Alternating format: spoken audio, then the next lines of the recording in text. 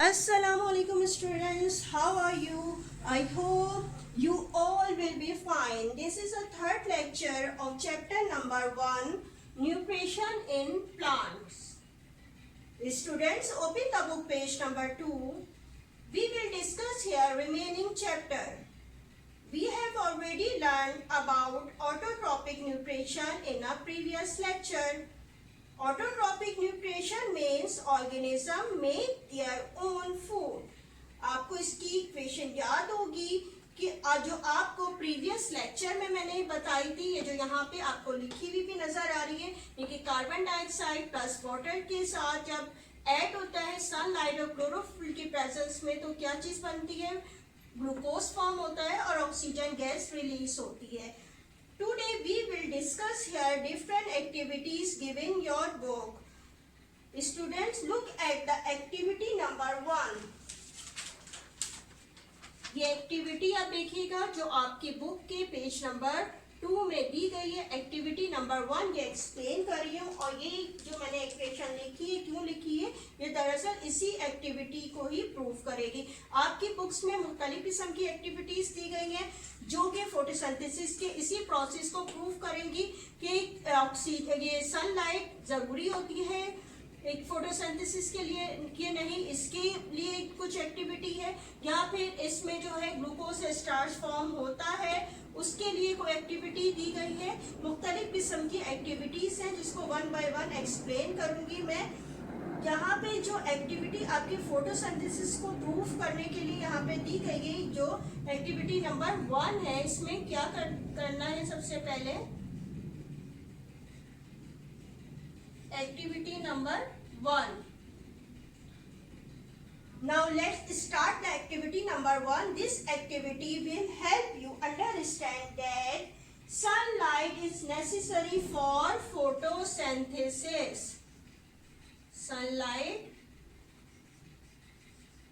is necessary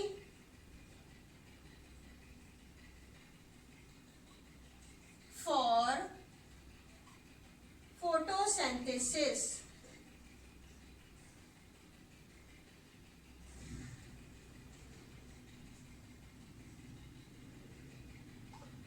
यानी कि क्या ये एक्टिविटी क्या प्रूफ करेगी, क्या वाकई सनलाइट की जरूरत होती है फोटोसिंथेसिस के प्रोसेस के लिए कि या नहीं. इसके लिए मुख्तलिफ किस्म की रिक्वायरमेंट होती है इसको करने के लिए, जो कि लैब में बसानी की जा सकती है. यह एक्टिविटी अभी तो मैं आपको यहाँ एक्सप्लेन कर रही हूँ. इंशाल्लाह जब आप लोग स्कूल वापस आएंगे तो फिर ये एक्टिविटी आपको साइंस लैब में भी करके दिखा दी जाएगी. यहाँ पे इसको करने के लिए सबसे पहले हमें क्या लेना होता है, कोई डिश ले लें या फिर हम कोई बीकर भी ले सकते हैं, यानी कोई बड़ा सा बीकर भी हम ले सकते हैं या फिर हम कोई डिश भी ले सकते हैं. यानी कि सबसे पहले क्या किया गया कि एक हमने बीकर ले लिया,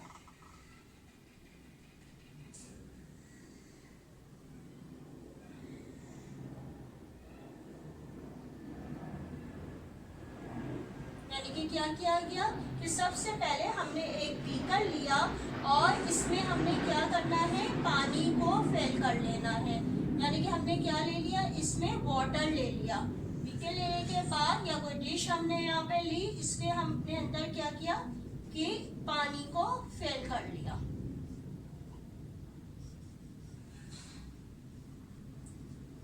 इसको पानी को फिल करने के बाद क्या किया, इसके लिए हम इस एक्टिविटी करने के लिए हमें प्लांट की जरूरत होती है. और ये कैसा प्लांट होना चाहिए, ये एक्वेटिक प्लांट होना चाहिए. कैसा प्लांट होना चाहिए, एक्वेटिक.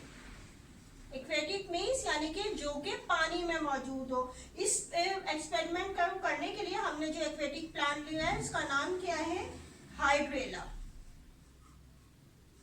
यानी कि हाइड्रेला का प्लांट हमने लिया और इसको क्या किया, इस डिश के अंदर या इस बीकर के अंदर रख दिया. इसकी कुछ ट्विग्स को, इसकी कुछ ब्रांचेस को. इसमें छोटी छोटी सी लीव्स लगी हुई होती हैं, लीव्स होती हैं इस हाइड्रेला के प्लांट में, जो कि हमने इसके अंदर रख दिया. कुछ ट्विग्स, कुछ ब्रांचेस को हमने इसके अंदर रख दिया, जो भी हमने डिश या बीकर ली थे। ये क्या है? हाइड्रेला का प्लांट।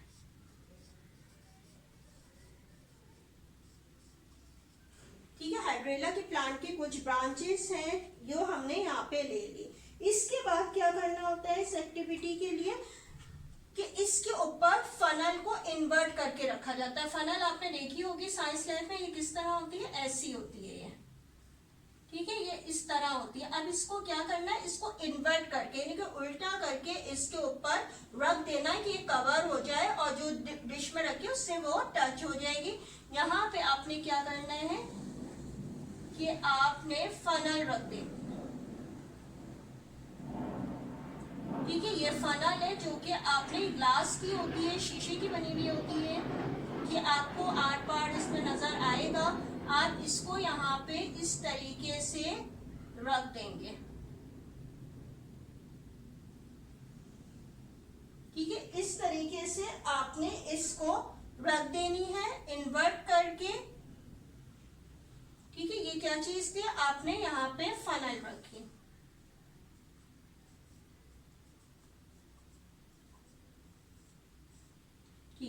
फनल रखने के बाद आपने क्या करा? एक टेस्ट ट्यूब ली। टेस्ट ट्यूब भी आपने देखी होगी कैसी होती है, इस तरीके से होती है टेस्ट ट्यूब। ये भी ग्लास की बनी हुई होती है। इसको आपने लिया और क्या किया कि इसके ऊपर आपने रखना है। लेकिन इससे पहले क्या करना है आपने कि इस पे पानी को फिल कर लेना है। पानी को पूरा फिल करने के बाद टेस्ट ट्यूब को भी इन्वर्ट करके उल्टा करके इसके ऊपर कवर कर देना है। यानी कि जिस तरीके से आपने यहाँ पे पूरा फिल किया, उसके बाद इसको थंब रखा जाता है और फिर इसको इसके करीब लाया जाता है और इसके अंदर डाल दी जाती है, तो पानी इसके अंदर पूरा रहता है, गिरता नहीं है। और इसको जो है इसके ऊपर जो है वो कवर कर दिया जाता है। यानी कि जो फनल की स्टेम है इसके ऊपर जो है ये टेस्ट ट्यूब आ गई। ठीक है, टेस्ट ट्यूब की जाहिर सी बात है ये खुला हुआ हिस्सा इसका नीचे है और ये टेस्ट ट्यूब पूरी इसके ऊपर कवर हो गई। अब ये जब ये कवर हो गई, उसके अंदर पानी भी मौजूद है। अब क्या किया जाता है कि इस पूरे जो आपने ये पूरा ऑपरेटर सेट किए हैं इसको सनलाइट पे रखा जाता है। सो कहाँ पे रख दिया जाता है? सनलाइट में। यहाँ पे क्या? सूरज की रोशनी इस पर पड़ती रहे, यानी कि सनलाइट जो है वो इसमें पड़ती रहे। अब जब सनलाइट इसके ऊपर पड़ती रहेगी तो अब ये देखेंगे कि कुछ आवर्स के बाद ये सेटअप जो आपने रखा है इसके अब पे आप ऑब्जर्व करेंगे कि कुछ आपको बबल्स जो है निकलते नजर आएंगे। यानी कि यहाँ पे क्या होने लगता है कि कार्बन डाइऑक्साइड ये जो है कार्बन डाइऑक्साइड प्रोड्यूस कर रहा होता है, इसके अंदर से निकल रही होती है और ये पानी ऑलरेडी आपने यहाँ पे रखा है, ये दोनों आपस में मिलते हैं और सनलाइट भी इसके ऊपर क्योंकि पड़ रही है। क्लोरोफिल आपको बताया था, ग्रीन पिगमेंट जो कि इसमें मौजूद है और इसमें क्या होते हैं कि ग्लूकोज फॉर्म होने लगता है और ऑक्सीजन गैस रिलीज होती है। यानी कि आपको जब ये यहाँ पे आपको बबल्स नजर आने लगते हैं इसमें कि पानी में यहाँ पे बनना शुरू हो जाते हैं। ये बबल्स दरअसल कौन सी गैस होती है? ये होती है ऑक्सीजन। कौन सी गैस होती है? दरअसल होती है ऑक्सीजन गैस होती है जो आपको ये बबल्स आपको नजर आने लगते हैं। अब आपने क्या करा, इस सेटअप को एक और जगह भी आपने रखना है। यानी कि अभी तो आपने सनलाइट में रख दिया, फिर आपने क्या करा, ये पूरा सेटअप इसी तरीके से है, लेकिन इसमें आपने क्या करना है कि इसको क्या रखना है कि इसको सनलाइट से दूर यानी कि शेड में रख देना है, ऐसे बंद कमरे में रख देना है जहां पे जो है वो सनलाइट ना पहुंच सके। ठीक है, आपने इसको यानी कि ये पूरा जो सेटअप आपका है इसको आपने किस जगह पे रख दिया? जहां पे सनलाइट नहीं पहुंच रही है। अब आप क्या ऑब्जर्व करते हैं? अब इसको आप ऑब्जर्व करते ना, आप देखेंगे कि कोई भी आपको बबल्स निकलता हुआ नजर नहीं आएगा। यानी कि कुछ आर गुजर भी जाएंगे जब भी आपको बिल्कुल भी इसमें कोई बबल्स नजर नहीं आ रहे होंगे। तो आपने क्या किया कि this experiment prove that sunlight is necessary for photosynthesis. यानी कि आपको पता चल गया जब सनलाइट मौजूद थी, तो इसमें से बबल प्रोड्यूस हुए जो कि ऑक्सीजन की प्रेजेंस को जाहिर कर रहे थे। और लेकिन अगर आप जब इसको शेप में रख देंगे पूरे एपरेटस को, तो क्या हुआ कि इसमें बबल्स नहीं निकलते हैं। इससे आपने क्या प्रूव किया कि sunlight is necessary for photosynthesis, यानी ये फोटोसिंथेसिस के प्रोसेस के लिए सनलाइट जरूरी होती है। Now student, moving onward, activity number 2 given in your book page number 3, यानी कि आप देखिएगा पेज नंबर 3 पे आपको ये एक्टिविटी दी गई है नंबर 2। ये अब मैं आपको एक्सप्लेन करूंगी। The following activity will help you understand that plant can not make their food without enough sunlight, यानी कि अगर एक खास मिकदार में, खास क्वांटिटी में जो है अगर सनलाइट नहीं पहुंच रही हो तो प्रोसेस फोटोसिंथेसिस का नहीं हो सकता। यानी कि plant can not make their food without enough sunlight. इसको प्रूफ करने के लिए हम जो है ये एक्टिविटी करेंगे। यानी कि किसको प्रूफ कर रहे हैं, हमारा स्टेटमेंट क्या है कि plants can not make their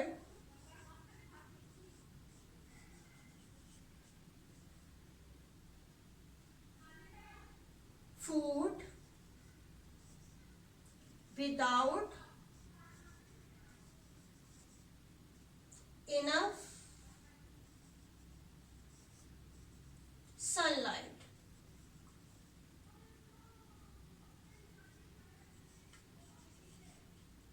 यानी कि ये स्टेटमेंट हमें प्रूफ करना है कि plant can not make their own food, their food without enough sunlight. अब इसके लिए क्या किया गया है, कुछ चीजें हमें रिक्वायरमेंट है, वो क्या क्या है। सबसे पहले तो हमें कोई पॉटेड प्लांट चाहिए। प्लांट जिसमें कि ऐसा प्लांट हमें चाहिए कि जिसमें के लीव्स लगी हुई हों।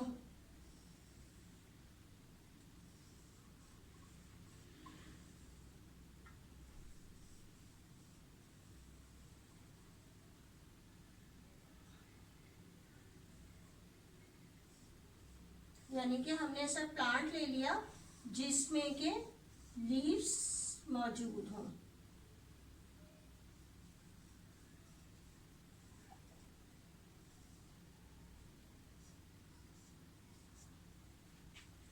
ठीक है, ये पूरा एक प्लांट है जो कि किसी भी पॉट में लगा हुआ है।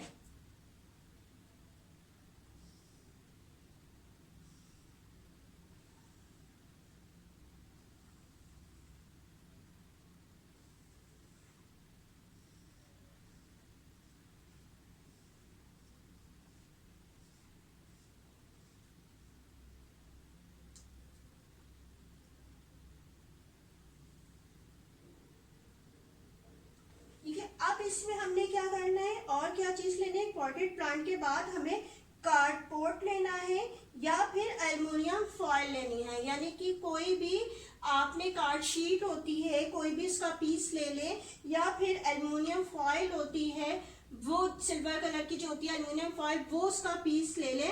आपने उसको क्या मुख्तलिफ ज्योमेट्रिकल शेप में उसकी कटिंग करना है।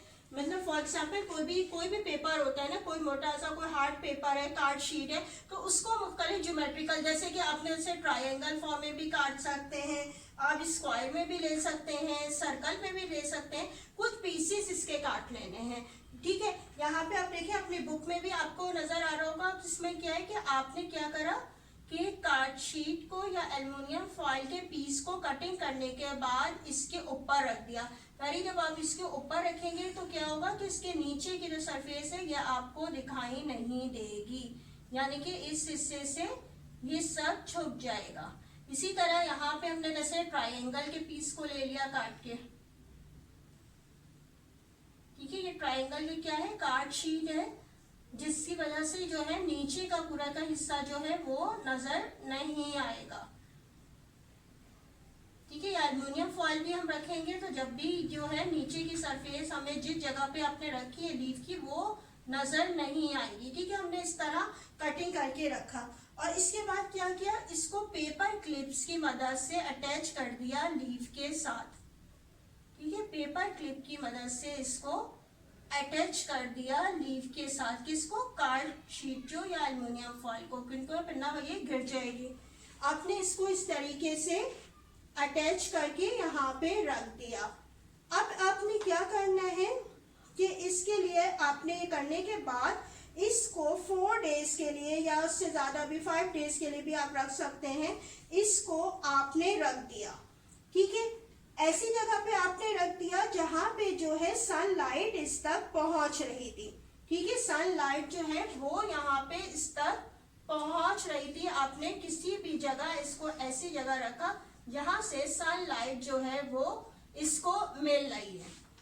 ठीक है, अब ये आपने इसको ऑब्जर्व करते रहना है आपने रोजाना। और उसके बाद क्या किया कि 4 डेज के बाद आपने क्या करा, 4 डेज के बाद आपने इस जो आपने ये एल्युमिनियम फॉइल लगाई थी इसको हटाया। ठीक है, ये पेपर पे निकाली और इसको हटा दिया। ठीक है, आफ्टर 4 डेज और 5 डेज।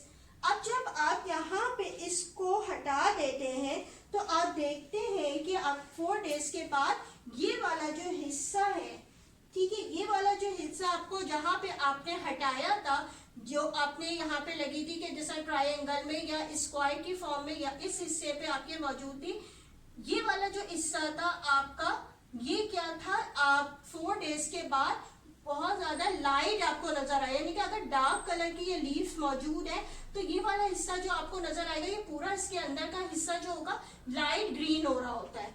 यानी कि डार्क ग्रीन, पूरी लीफ डार्क ग्रीन कलर की है, लेकिन ये वाला हिस्सा जो है वो लाइट ग्रीन नजर आ रहा होगा आपको।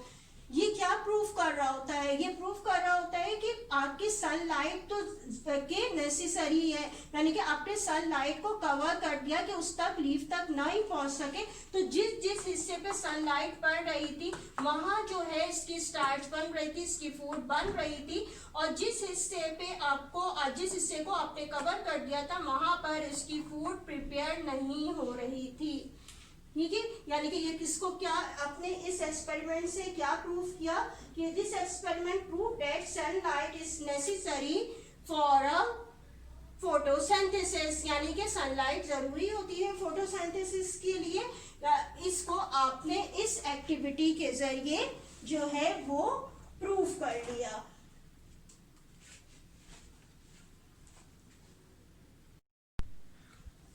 Now students, moving on the activity number 3.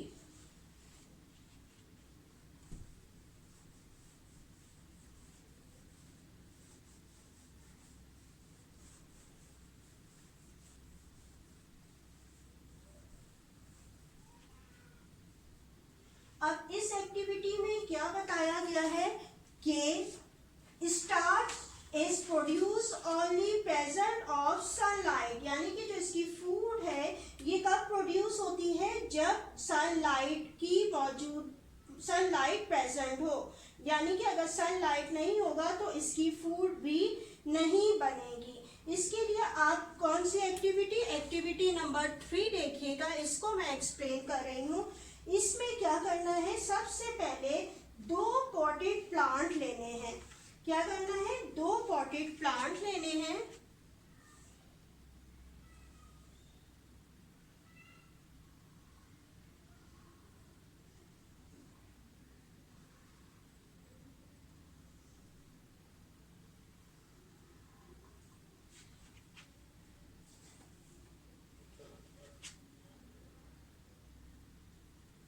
यानी कि पहले आपने ये एक प्लांट लिया जिसमें के लीफ भी मौजूद है, चाहे फ्लावर भी हो, कोई मसला नहीं है। यानी कि पूरा एक प्लांट जो है वो आपने ले लेना है।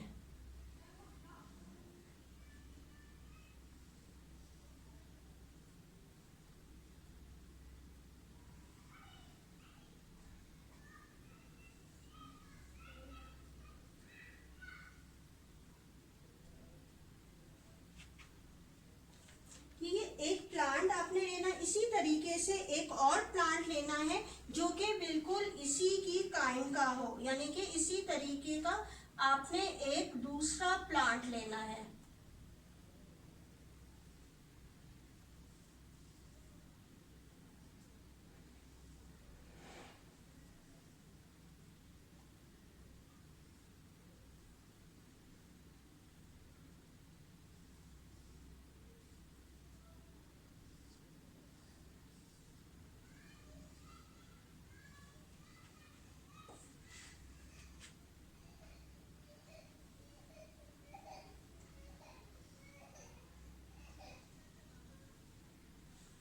दो आपने प्लांट ले लेना है जो कि एक ही काइंड के हों, एक ही टाइप के हों, और इसको क्या करना है 2 से लेके 3 या 4 डेज के लिए आपने क्या करना है, इसको डार्क रूम में रख देना, यानी कि दोनों को आपने डार्क रूम में रख देना जहाँ पे सनलाइट की रोशनी नहीं आए। फिर आपने क्या करना है, यानी कि ये जो है ये कौन सा हो जाएगा, पॉटेड प्लांट, हम इसको ए कह देते हैं और इस वाले को कह देते हैं ये बी है। ठीक है, इन दोनों को पहले तो आपने डार्क रूम में रख देना है कि सनलाइट की रोशनी ना पड़े। फिर आपने क्या करना है कि ए वाला जो पॉटेड प्लांट है इसको किस जगह रखेंगे, ऐसी जगह रखें जहां पे इसके पूरे प्लांट पे ऊपर जो है वो सनलाइट इस तक पहुंच सके, यानी कि सनलाइट जो है इस तक पहुंच सके। ऐसी जगह पे आपने ये एक नंबर ए वाला जो है वो आपने ऐसी जगह रख देना है जहां पे सनलाइट इसको मिलती रहे।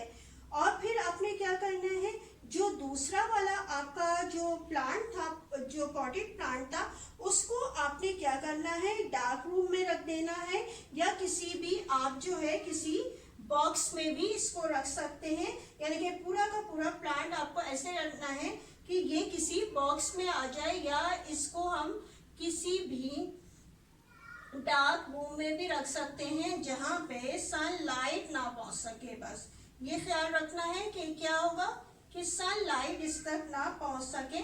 आपको ये ऐसे किसी भी हिस्से पे रख देना है कि जहां पे आपको ये नजर आए कि सनलाइट जो है वो इस तक नहीं पहुंच रही है।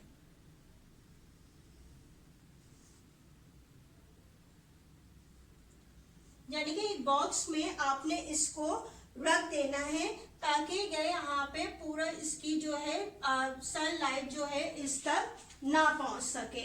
इसको एक बॉक्स के अंदर रख देना है। ठीक है, अब यह आपने क्या करना है, चाहे वो एक साइड से खुला हुआ भी ओपन भी हो, उसका कोई मतलब नहीं, लेकिन बस ये कि सनलाइट में ना हो, उसको बॉक्स के अंदर आपको रखना है ताकि पूरे एकदम से उसके ऊपर लाइट ना पहुंच सके। अब ये जब दोनों प्लांट आपने ले लिए और इसको रख दिया, तो अब क्या करेंगे, 3 से 4 दिन तक आप इसको इसी तरह रहने देंगे। फिर आप क्या करेंगे, दोनों से एक एक लीफ को तोड़ेंगे। ठीक है, यानी कि हमने यहां से जो है वो एक लीफ ले ली,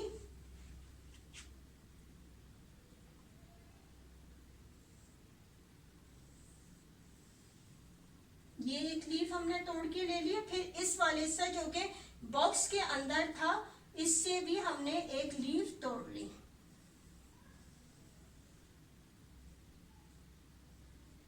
ठीक है, ये हमने 2 लीफ ले ली।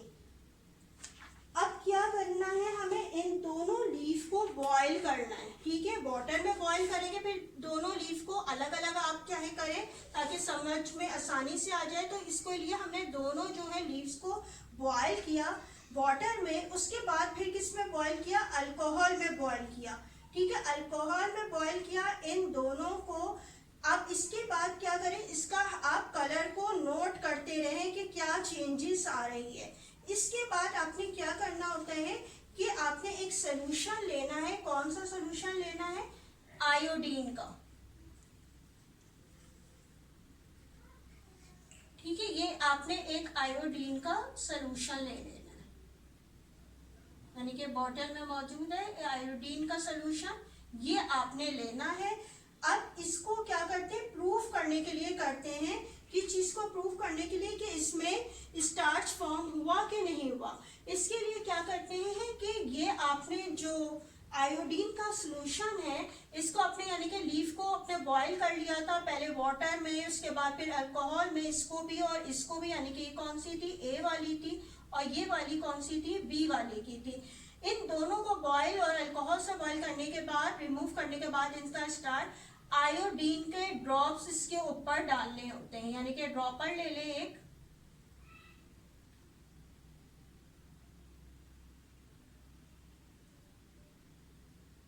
और इससे क्या किया, आयोडीन का सोल्यूशन इस पे डाला। इस पे भी यहाँ ऐसे ही किया कि ड्रॉपर की मदद से आपने क्या किया, इसके ऊपर भी आयोडीन का सोल्यूशन डाला, यानी कि आयोडीन का सोल्यूशन हमने इस पे भी डाला और इस वाली लीफ पे भी डाला। ठीक है, इसके ऊपर डालने के बाद आप दोनों को ऑब्जर्व करेंगे हुआ क्या। अब इसमें आप देखेंगे जो नंबर ए वाली है ये क्या हो जाती है, ये आपको इस तरह नजर आएगी कि ये ब्लू ब्लैक कलर की हो जाएगी, यानी कि आयोडीन डालने के बाद इसका कलर आपको कैसा नजर आएगा कि ये आपको इस तरह कलर नजर आएगा, कैसा हो जाएगा, ये ब्लू ब्लैक हो जाएगी। और ये वाली इसका कैसा हो जाएगा, ये हो जाएगा ब्राउन हो जाएगा। ठीक है, अब इसमें आने के आप ये भी कह सकते हैं कि टर्न ब्लू ब्लैक नहीं होगा, दूसरा हिस्सा जो नजर आता है वो ब्राउन हो जाता है। अब ये आयोडीन का सोल्यूशन ये प्रूफ करने के लिए होता है, अगर ये किसी लीफ में डाला जाए तो अगर इसका कलर ब्लू ब्लैक में चेंज हो जाए तो इसका मतलब है कि यहाँ पे स्टार्च फॉर्म हो रहा था, यानी कि इस वाली लीफ में स्टार्च फॉर्म हो रहा था। ये प्रूफ करता है क्या, किसको लिए लिया हमने, आयोडीन का सोल्यूशन। और इसमें जो होता है वो क्या होता है, स्टार्च फॉर्म नहीं हो रहा होता है। ठीक है, इसमें स्टार्च फॉर्म नहीं हो रहा होता। क्यों नहीं हुआ, आपको पता चल गया होगा क्यों नहीं हुआ, क्योंकि ये यहाँ पे सनलाइट प्रेजेंट था, जिसकी वजह से यहाँ पे जो है लीफ, सारी लीव्स में ये स्टार्च फॉर्म हो रहा था। लेकिन फिर भी हमने इसको प्रूफ करने के लिए क्या किया था, हमने इसको बॉईल किया था, अल्कोहल में डाला था, यही कि इसका जो स्टार्च है वो रिमूव कर दे, फिर हम इसको आयोडीन से टेस्ट करके आपको बताएं कि वाकई हाँ इसमें प्रिपेयर हो रहा था कि नहीं।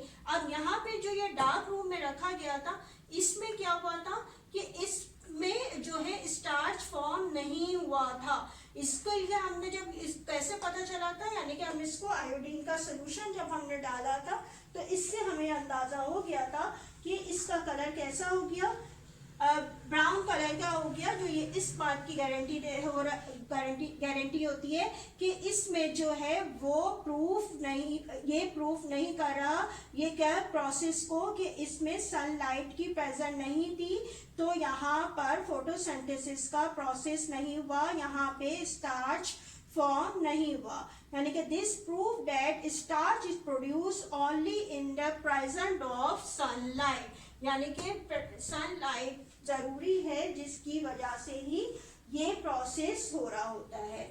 Now look at the paragraph do you know.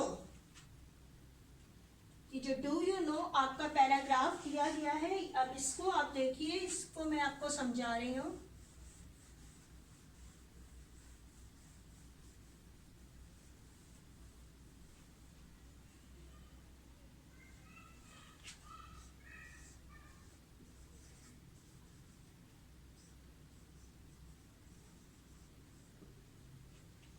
इसका फर्स्ट क्या बताया गया है, the largest leaf are found in the Raphia palm, यानी कि ये प्लांट का नाम है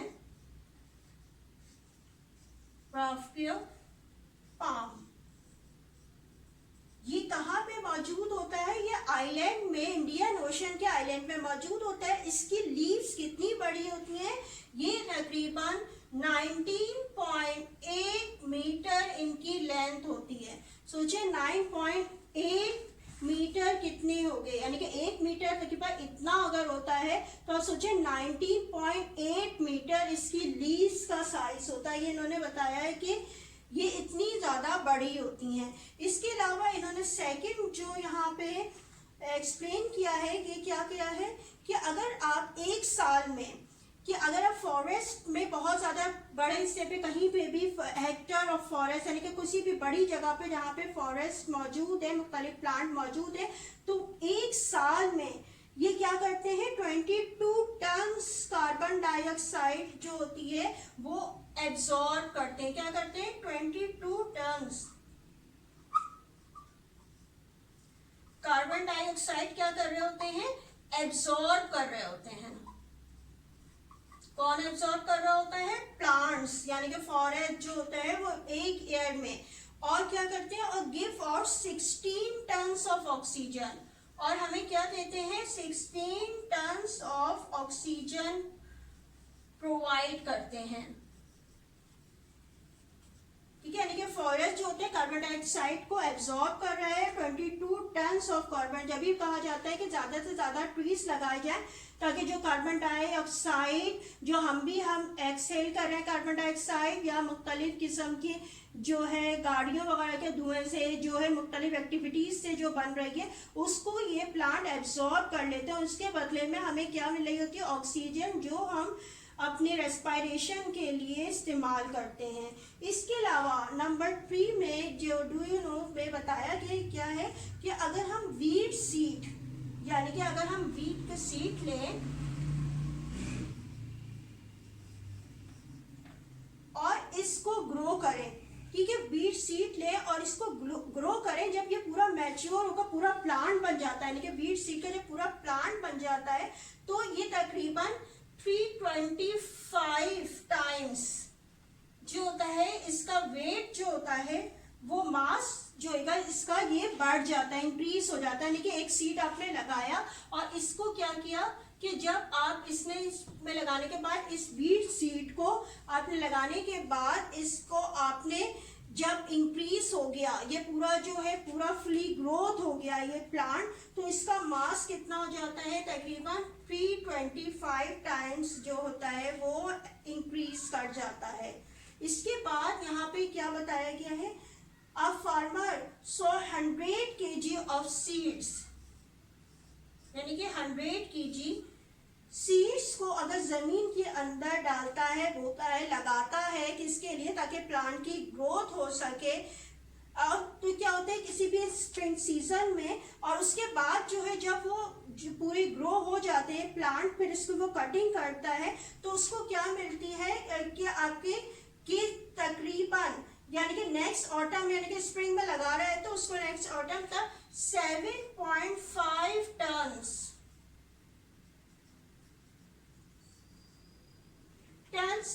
जो है वो सीड मिल जाते हैं पर हेक्टर। यानी कि उसने क्या करा था, यानी कि 100 kg सीड पर हेक्टर लगाए थे, तो स्प्रिंग के सीजन में तो जब ये पूरे ग्रो हो गए और जब कटिंग हुई उसकी, तो उसको 7.5 टन सीड जो है पर हेक्टर उसको मिल जाते हैं नेक्स्ट ऑटम तक। क्लास 7, अब आपका होमवर्क अपना देख लीजिए। आपका होमवर्क क्या है, आप में कौन से क्वेश्चन करना है। आप लोगों को मैं प्रीवियस लेक्चर में क्वेश्चन नंबर 3 तक दे चुकी थी, विद डायग्राम आपको दिया था फोटोसिंथेसिस के बनाने के लिए। I hope did you complete your homework. अब आ जाते हैं क्वेश्चन नंबर 4 की तरफ। आपका क्वेश्चन नंबर 4 क्या है कि आपने क्या करना है, जहाँ तक आपने ख़त्म होता है वहीं से ही, चाहे आपकी जगह मौजूद है आप स्टार्ट कर सकते हैं, सिर्फ डेट ज़रूर डालते जाइएगा जो जो आपको जिस दिन का होमवर्क मिल रहा है। क्वेश्चन नंबर 4 है, what are the end product of photosynthesis. तो आपने ये लिख लेना है, the end product of photosynthesis are glucose and oxygen, और उसके फॉर्मूले भी यहाँ पे साथ लिख लीजिएगा। ठीक है, ये आपका क्वेश्चन नंबर 4 हो गया। इसके बाद आपने क्या करना है, क्वेश्चन नंबर 5। आपका क्वेश्चन नंबर 5 क्या है, how do plant get carbon dioxide and water. ठीक है, इसका आंसर भी यहाँ पे आपको नजर आ रहा होगा। Carbon dioxide enter the leaf through tiny pores called stomata. Water is absorbed from the soil by small roots here in the ground. There are special conducting tubes called xylem. ठीक है, ये आपने कॉपी कर लेना है। इसके बाद question number 6 आपका है, डिफाइन जाइलम एंड फ्लोएम, यानी कि डेफिनेशन लिखने। ये आपको प्रीवियस लेक्चर में मैंने एक्सप्लेन किए थे। जाइलम क्या होते हैं, जाइलम के tissue special conducting tubes present in plants that transport water from roots to other parts of plant are known as xylem. इसके बाद आपने क्या लिखना है, फ्लोएम की डेफिनेशन लिखिएगा। फ्लोएम की क्या है? Special conducting tubes present in plant that transport food from leaf to other parts of plant are known as phloem. ये आपने क्वेश्चन कॉपी कर लेने हैं, यानी कि 4, 5, 6 आपने कॉपी कर लीजिएगा जहां आप पहले कर रहे थे, और इसको अपने पास रखते जाइएगा। पेजेस आपको पहले भी बताए थे। अगर आपको अभी कॉपी और रजिस्टर्स नहीं मिले होंगे स्कूल से, तो जो आपके घर में प्रीवियस कॉपी है उसको स्टेपलर कर लें, उसके पेजेस निकाल के, और एक साथ इस चैप्टर का काम रखते जाइएगा इसको करके, ताकि आपको मुश्किल ना हो बाद में इसके क्वेश्चन आंसर को जब आप टेस्ट देना हो या याद करना हो तो आपको जो है वो आसानी से मिल जाएंगे। तो ये आपके क्वेश्चन नंबर 6 तक सिर्फ अभी यहाँ पे आपको काम करना है। जो आज मैंने आपको एक्टिविटीज़ समझाई हैं 1, 2, 3 वगैरह, ये मैं क्या करती हूँ, ये लास्ट में आपकी एक्टिविटीज़ करवाती हूँ, यानी कि अब आपके सारे क्वेश्चन आंसर एंड हो जाएंगे। आपकी बुक एक्सरसाइज होगी फिल इन द ब्लैंक्स है या 1 वर्ड आंसर, वो सब कंप्लीट हो जाएगा। उसके बाद एक्टिविटीज़ में से इसमें में से भी होगी या कोई और एक्टिविटी भी मैं जो हो वो आपको लिखवा दूंगी, आपको वो आपको चैप्टर के एंड में करना होगी, यानी कि पूरी डिटेल में विद डायग्राम आपको करवाऊंगी इस एक्टिविटी का रिटर्न वर्क। अभी तो आपने फिलहाल ये क्वेश्चंस करने हैं आपने। I hope you have understand the topic and also the homework. Remaining chapter will be explained in the next lecture. Thank you and Allah Hafiz.